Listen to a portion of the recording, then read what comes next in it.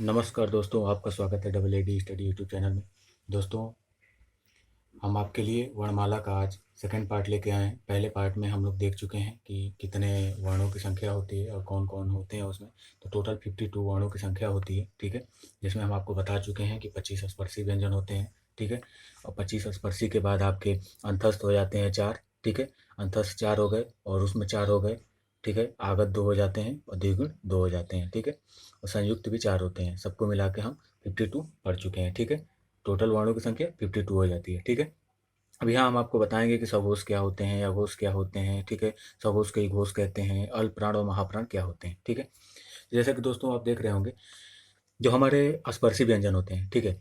तो स्पर्शी व्यंजन में क वर्ग, च वर्ग, ट वर्ग, त वर्ग और प वर्ग आते हैं। सब में 5-5 आते हैं, ठीक है। क वर्ग में आपके क, ख, ग, घ, अंग। च वर्ग में च, छ, ज, झ, इया। ट वर्ग में ट, ठ, ड, ढ, अड़। और त वर्ग में त, थ, द, ध, न। प वर्ग में प, फ, ब, भ, म, ठीक है। तो टोटल 25 स्पर्शी व्यंजन होते हैं। अब हम आपको बताएंगे कि जो सघोष, अल्प प्राण, महाप्राण और अघोष होते हैं, उसमें कौन कौन से व्यंजन आते हैं, ठीक है। तो जैसा कि आप देख रहे होंगे कि सघोष व्यंजन जो होता है, सघोष को ही घोष कहते हैं, ये ध्यान रखिएगा। कभी घोष भी लिख के आता है और सघोष भी लिख के आता है। जो सघोष होता है वही घोष होता है। और जो सघोष या घोष व्यंजन होते हैं, ये हमेशा आपके तीसरे, चौथे और पांचवें होते हैं, ठीक है। तीसरे, चौथे, पांचवें, ठीक है। प्रत्येक वर्ग, जो भी वर्ग आपको हमें बताए हैं पांचों, ठीक है, 25 स्पर्शी व्यंजन है। इसमें हर एक वर्ग का तीसरा, चौथा, पांचवा, ठीक है। तीसरा, चौथा, पांचवा मतलब ये तीसरा, फिर चौथा और पांचवा, ठीक है। ये जो तीनों हैं आपके, ठीक है, ये आपके क्या हो जाएंगे, सघोष या घोष, ठीक है। और अघोष कौन कौन से हो जाएंगे, तो अघोष जो हो जाएंगे पहले और दूसरे, प्रत्येक वर्ग का पहला और दूसरा, ठीक है। ये क्या हो जाएंगे, आपके अघोष हो जाएंगे, ठीक है। तो देखिए, क वर्ग में पहला दूसरा, च वर्ग में पहला दूसरा, ट वर्ग में पहला दूसरा, त वर्ग में पहला दूसरा, प वर्ग में पहला दूसरा, ठीक है। ये सभी क्या हो जाएंगे, आपके अघोष हो जाएंगे, ठीक है। तो इसे आप ध्यान रखिए। देखिए, आपको ट्रिक के लिए थोड़ा बहुत हम इधर साइड में दिखा भी दे रहे हैं आपको। ये देखिए, सघोष या घोष में 3, 4, 5, ठीक है। तीसरा, चौथा, पांचवा आपके सघोष और अघोष होंगे, सघोष और घोष होंगे, ठीक है। उसके बाद आपके जो अघोष व्यंजन है, ठीक है। अघोष व्यंजन प्रत्येक वर्ग का पहला और दूसरा होता है, ठीक है। पहला, दूसरा अघोष हो जाएगा, ठीक है। अल्प प्राण क्या होता है, तो जो अल्प प्राण होता है आपका प्रत्येक वर्ग का पहला, तीसरा और पांचवा हो जाता है, ठीक है। और महाप्राण क्या हो जाता है, जो सम संख्याएं वाली हैं, दूसरा और चौथा हो जाता है, क्या, महाप्राण, ठीक है। अब इसको हम बताते हैं आपको। देखिए, आप यहां देखेंगे सघोष, ठीक है। जो सघोष या घोष व्यंजन है, इसमें आप पहला, तीसरा, चौथा, पांचवा देखिए, ठीक है। तो तीसरा, चौथा अगर पांचवा आप देखेंगे तो ये ध्यान दीजिएगा आप, इधर देखिए आप, इसमें से आपको क्या क्या दिख रहा है, तो इसमें आपको दिख रहा होगा तीसरा, चौथा, पांचवा, तीसरा, चौथा, पांचवा, तीसरा, चौथा, पांचवा, तीसरा, चौथा, पांचवा, तीसरा, चौथा, पांचवा, प्रत्येक वर्ग का, ठीक है। तो यहाँ हम लिखेंगे क्या, कि तीसरा, चौथा और पांचवा आते हैं इसमें, ठीक है। तो इसमें आप लिख लीजिए तृतीय, चतुर्थ और पंचम, ठीक है। अब इसके अलावा सघोष में क्या आते हैं, ठीक है, ये काफ़ी इंपॉर्टेंट हो जाता है, ठीक है। तो इसके अलावा जो इसमें आते हैं, उसे आप ध्यान दीजिए कि जो हमारे द्विगुण व्यंजन होते हैं, और द्विगुण कौन कौन से व्यंजन होते हैं, तो आप सभी को पता होगा कि जो द्विगुण व्यंजन होते हैं वो आपके ड और ढ हो जाते हैं, ठीक है। ड और ढ हो जाते हैं, ठीक है। द्विगुण व्यंजन के अलावा आपके जो ज आता है, ठीक है, फिर य, जितने भी अंतस्थ हैं, ठीक है। अंतस्थ कौन कौन से होते हैं, य, र, ल, व, ठीक है। और इसके साथ ह भी आता है, ठीक है। ये सभी क्या हैं, ये सभी देखिए तृतीय, चतुर्थ और पंचम प्रत्येक वर्ग का तीसरा, चौथा, पांचवा और ड, ढ, ज, य, र, ल, व और ह, ठीक है। अंतस्थ इसी में आते हैं, ठीक है। ये अंतस्थ हो जाते हैं चारों, ठीक है। तो ये सभी सघोष होते हैं, ठीक है। ऐसे ही आप अघोष देखेंगे, ठीक है।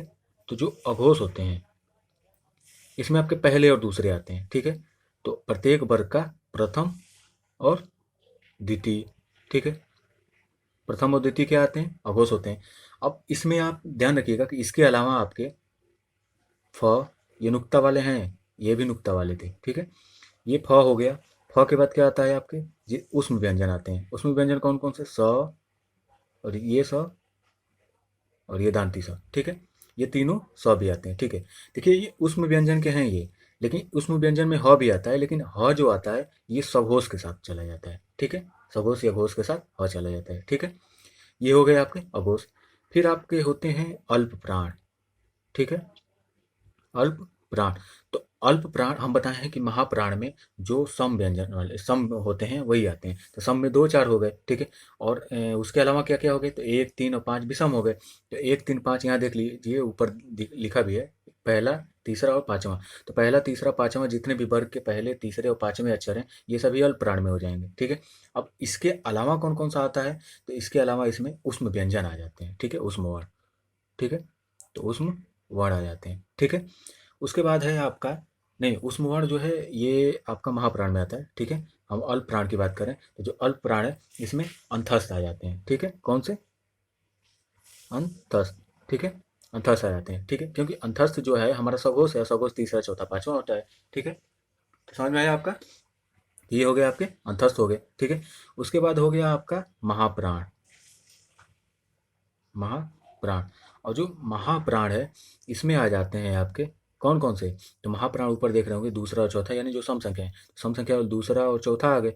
इसके अलावा कौन कौन से आ जाएंगे आपके, उष्म वर्ण जो अभी ऊपर बताए थे आपको, उष्म वर्ण, ठीक है, ये महाप्राण में हो जाएंगे, ठीक है दोस्तों। तो ये ध्यान रखिएगा कि जो अघोष होते हैं ये पहले दूसरे होते हैं, हर एक वर्ग का पहला दूसरा, ठीक है। और जो सघोष होता है ये हर एक वर्ग का तीसरा चौथा और पांचवा होता है, ठीक है। तो इसमें अगर हम पूछें कि ठ क्या है, ठीक है, तो ठ आप बताएंगे कि अघोष है। क्यों, क्योंकि ये वर्ग का दूसरा है, ठीक है। तो पहला दूसरा हमेशा क्या होते हैं, अघोष होते हैं।